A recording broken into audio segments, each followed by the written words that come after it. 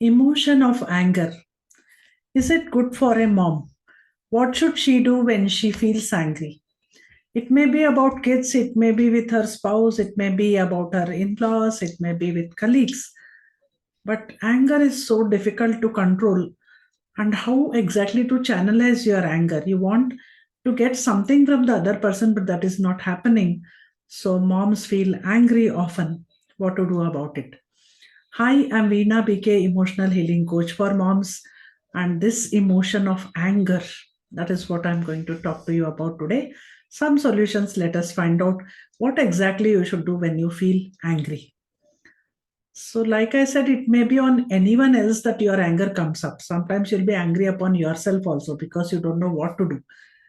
But it doesn't make things easier. It leads to nowhere. You know that from experience, you know that this is not helping me. Then what do you do? Because after anger, after you have that angry episode, you sometimes have some confusion. Sometimes you feel guilty. I should not have scolded my child. I should not have been angry. Or you feel some guilt sometimes, or regret, or sadness. So, what do you do about this anger? So, let me share with you about the solutions for angry behavior if you really want to correct it. So, it all depends on you. If you are really having trouble because of it, then you need to control your anger. Some moms admit with me openly, yeah, I'm short tempered. I want to control my anger. I don't know how. Some moms don't realize or they're okay with their level of anger. So I'm not addressing the latter part of the moms who feel I need to be angry at times. So you are in control of your temper. It comes up at times. That is fine if you are balancing everything. But if you are an angry mom and frequently short tempered, and after the angry episode, if it's causing trouble for you emotionally, please listen to the solutions I'm sharing in this video. So what happens when you're angry is it's a very strong emotion. Actually, anger is a very, very strong emotion, and you should use it very sparingly, only when required. So that is why I said, as a mom, if you are, no person can be without anger, and at times by expressing anger, if the other person tends to listen, then it is fine. But this mom who uses it often without her control, when you lose your control, anger loses its effect. You're using it to get something from the other person, but anger loses its effect and you will lose control. You will lose control over yourself. You don't know what you're talking, you don't know what you're saying, you don't know what effect it is having on the kids or other people, and you lose the control over the situation itself. You can't get others' cooperation by being angry frequently because nothing positive turns out. Some hard feelings remain, some bitter feelings remain after the angry incident. So, unless you take some further action, anger itself won't help. It will only make things worse. But this anger should lead to other person responding according to what you want, or you taking some action which is followed to this angry incident, so that you get the things done using that anger. But if that's not happening, your anger is not only going a waste, in fact, it is burning you from inside. Even after those people move away, you come back from that situation, still the upset is so much more that it's very difficult to come to terms with it. So, if you really want to reduce your anger as a mom, as a person in the family, whether in your house situation or office situation, wherever you go, if you feel, yes, I'm a short tempered person, I don't know how to reduce it. I want to reduce my anger, rather, I want to be calm. What should I do? How to react or deal with certain difficult situations in my life? Here are some solutions for you. Number one is make a strong intention that you will control your anger. To make a very strong intention that yes, I'll do something about it, I'll take action, I will control my anger. That intention should be very, very strong. And secondly, you can be assertive. So not being angry doesn't mean accepting everything whatever anyone says, or even if they take advantage of you. Oh, I should be calm, so I should not be angry, let me do whatever they ask. If my kid asks something, I'll get her, or anything, I will allow my kid, even if it is watching TV for 3 hours, I'll just allow because I don't want to be angry. So that will not help. So instead, be assertive. Do not be angry. Be very firm and assertive.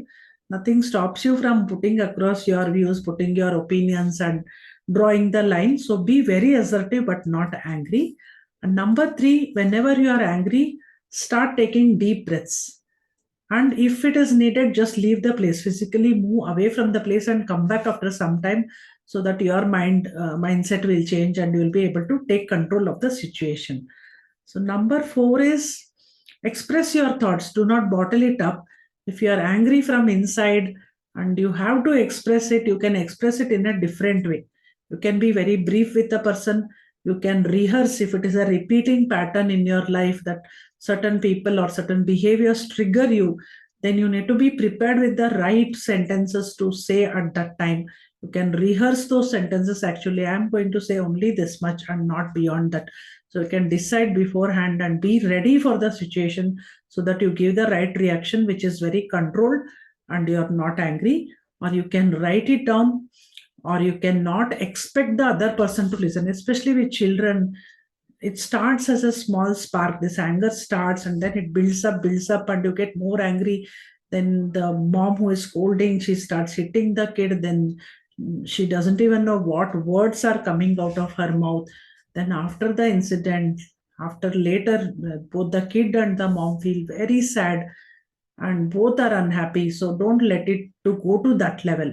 So just control yourself and do not expect the other person to listen. Whenever you demand something or talk something, especially if it's a repeated pattern, you know that the child will not listen or your in-laws will not cooperate.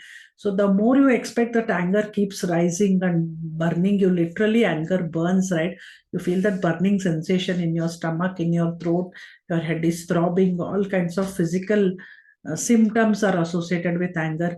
So when you reach that stage, you won't be in control. So even before you express something, you decide this person will not listen to me. In spite of that, I'll just express my feelings. So then your anger will be reduced, because you can't even control anyone. Even small children don't listen sometimes.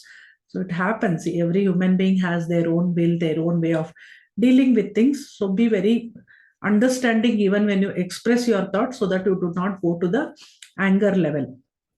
And then number five is parents, as a mom, you need to manage your own stress. You need to manage your own stress, plan for some relaxation or fun activities. You may be overstressed because of work, because of taking care of kids. Someone may be ill at home. You yourself may be ill and feeling low energy. So please relax, take breaks, manage your own stress, take care of your health, so that you are not easily triggered by any situation, so that your patience level will be more if you take adequate care of yourself, your health, your mental state, your emotional state. You should be in control of yourself. So when that moment comes which triggers you, you will be more in control. You will be more balanced when you approach any situations. So that is most required. Number six is you can tell others, especially with family members. They know certain situations mommy doesn't like, and she'll be unhappy, she'll start getting angry. So at that time, you can tell them, see, right now my mood is not okay. I'm angry, please don't talk to me. For some time, I want to be silent. You can actually tell your family. It may not be possible with outsiders, but with family, you can always tell, somehow I am feeling very irritated, please don't talk to me. For some time, leave me alone. That is better than spewing those words of it causes so much hurt when you say certain words at that time. So better to be silent. Either you leave the room or tell them, don't talk to me. So that is the best, I feel. So this is my personal suggestion. For a few minutes, for at least 5-10 minutes, be silent. If you want, go out for a walk, then come back. Then you have the communication, whatever you want. By then your anger would have gone down, and you will talk more sensibly and in a much more calmer way. That is my suggestion. And number seven, please write your emotions. Not being angry doesn't mean keeping those feelings inside yourself, hurting from inside, not telling anyone what's happening. You want to correct your kid. If something is not right, you want to tell your in-laws. If you want to discuss something, you want to discuss with your husband. Nothing wrong in that. No one is stopping you from expressing out. यहाँ रख के गले में अटक जाता है ना, ऐसा नहीं होना है.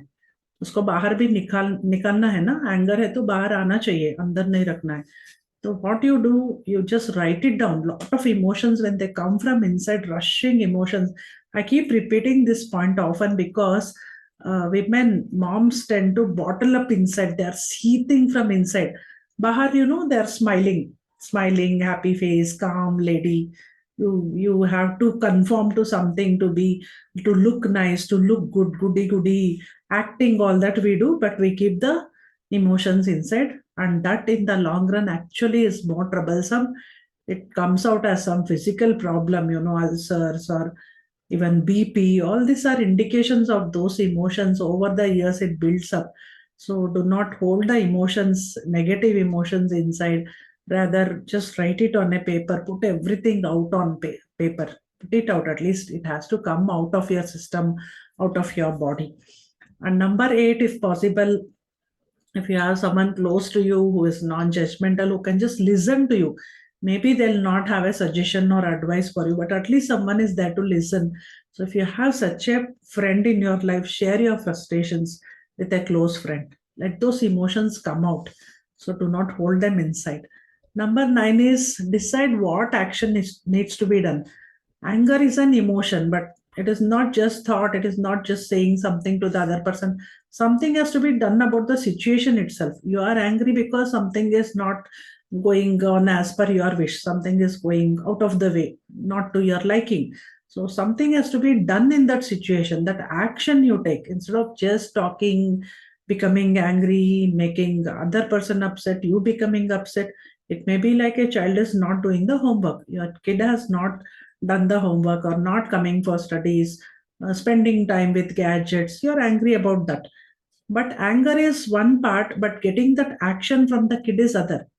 Getting the kid to do the work is another. So focus on that part. Focus on the part of action. What is to be done? After expressing anger, what is it? What is the result you want? So focus on that rather than this angry episode. You are doing this, this tension is happening because of that task only. Something has to be done that someone is not doing, someone is not cooperating, you are feeling angry. Rather think creatively instead of just using anger for that result. What else can you do to get that result? Without being angry, how I can get this result from my kid or from anyone for that matter, your boss also, your colleagues. After all, you want to get it done. Anger is not the only way. So how else can I get their cooperation or get them to do the work, get them to do what I want from them? So just think, expand your mind and think. So we have a wonderful community of moms. It's called Ma Healing Mandala. So we are a very supportive group. We support each other. We share each other's perspectives. So it will help you if you come to such a community of like-minded moms. If you are interested in joining that, I have a free masterclass happening. I'll share all the details how to join that. In fact, I'll be talking much more about your emotions, how to handle them, how to connect with your own power and live your life live your dream life, whatever you want in your life, achieve that. So there's much more waiting for moms. Do click the link below and register for my free masterclass. I'll see you inside the masterclass. Take care. Bye bye.